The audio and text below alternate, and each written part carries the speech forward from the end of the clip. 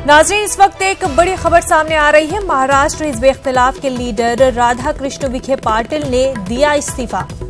राधाकृष्ण विखे पाटिल ने दिया कांग्रेस से इस्तीफा।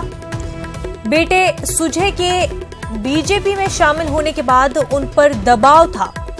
राधाकृष्ण को कांग्रेस में मुखालफत का करना पड़ रहा था सामना। राधाकृष्ण के तरीक़ेकार पर सवाल उठाए जा रहे थे। नाज़रीन, इस वक्त की बड़ी खबर हम आपको बता रहे हैं। महाराष्ट्र हिज़्ब इख्तिलाफ के लीडर राधाकृष्ण विखे पाटिल ने इस्तीफा दे दिया है। राधाकृष्ण विखे पाटिल ने कांग्रेस से इस्तीफा दे दिया है। बेटे सुजय के बीजेपी में शामिल होने के बाद उन पर काफी दबाव था। राधाकृष्ण को कांग्रेस में मुखालफत का सामना करना पड़ रहा था, जिसके चलते राधाकृष्ण ने इस्तीफा दे दिया है। राधाकृष्ण के तरीक़ेकार पर सवाल उठाए जा रहे थे। हमारे नुमाइंदे अमित राय इस वक्त हमारे साथ जुड़ चुके हैं। अमित, आपसे जानना चाहेंगे कि महाराष्ट्र में जब कांग्रेस को झटका लगा था, उसके बाद जो है राधाकृष्ण पर काफी ज्यादा दबाव बढ़ गया था, काफी उनके मुखालिफ हो गए थे पार्टी में। तो अब जो है राधाकृष्ण ने इस्तीफा दे दिया है।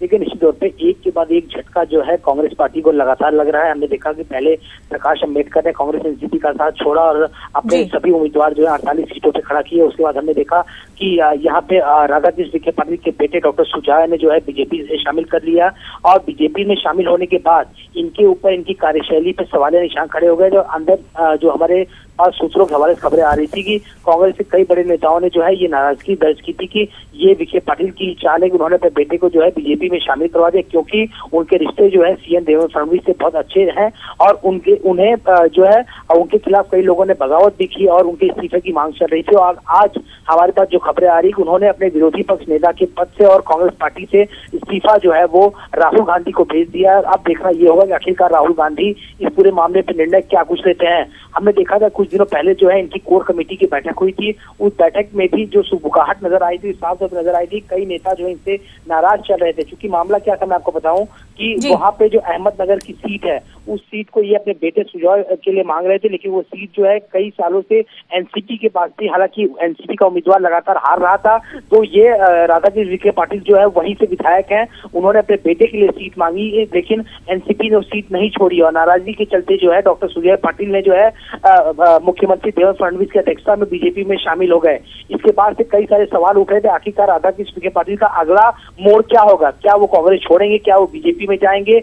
उसके बाद हमने ये भी देखा कि शिवसेना से संजय राउत ने ऑफर दिया कि बेटा जो है बीजेपी में चला गया तो बाप जो है शिवसेना में आ जाए। तो कई सारी अटकलें लगाई जा रही थी। आज जो इन्होंने इस्तीफा दिया, देखना ये होगा कि राहुल गांधी इनके इस्तीफे को मंजूर करते हैं या ना मंजूर करते हैं, क्योंकि विरोधी पक्ष नेता का पद बहुत बड़ा होता है। ऐसे में इनका इस्तीफा देना, और अगर इस्तीफा मंजूर हो जाता है तो कहीं ना कहीं कांग्रेस पार्टी के लिए बहुत बड़ा झटका जो है वो सामने आ रहा है। जी बिल्कुल अमित, और महाराष्ट्र में जो है कांग्रेस लगातार झटके लग रहे हैं कांग्रेस को और बिखरती हुई नजर आ रही है। अब जबकि राधाकृष्ण ने इस्तीफा दे दिया है कांग्रेस से और किसी पार्टी में शामिल हो सकता है, ऐसी कयास आ रहा है या लगाई जा रही है, तो ऐसे में कांग्रेस को कितना नुकसान होगा? देखिए, अभी जब हम इस खबर में बने हुए हैं तो अभी दो और जानकारी निकल के सामने आई कि प्रकाश अम्बेडकर जो पहले कांग्रेस साथ आना चाहते थे, जिन्होंने उनसे अलग होकर अपने 48 उम्मीदवार उतारे, अभी उन्होंने एक प्रेस कॉन्फ्रेंस की और शरद पवार पे जो है बहुत ही गंभीर आरोप लगाए हैं। उन्होंने ये कहा कि जिस तरह से दाऊद के बॉम्बे आने की खबर जो है, भारत आने की खबर जो है राम जेठमलानी शरद पवार को दी थी, लेकिन उन्होंने इस बात को दबा दिया, उन्होंने प्रधानमंत्री को ये बात नहीं बताई।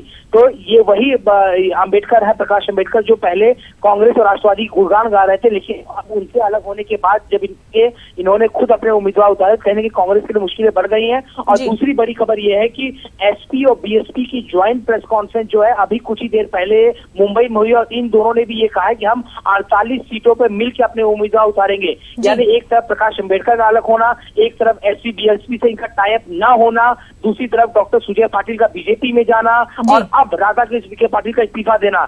यानी चारों तरफ से कांग्रेस एनसीपी की मुश्किलें बढ़ गई हैं और हर तरफ जो है मुश्किलों ने इन्हें घेर लिया है। जी बिल्कुल अमित, जैसा कि आपने बताया कि चारों तरफ से कांग्रेस जो है घिरी हुई है और हर तरफ से देखा जाए तो कांग्रेस को कुछ न कुछ नुकसान होता हुआ दिख रहा है। ऐसे में आने वाले चुनाव पर क्या कुछ असर पड़ेगा वो देखना होगा। बहुत बहुत शुक्रिया अमित आपका तमाम जानकारी के लिए।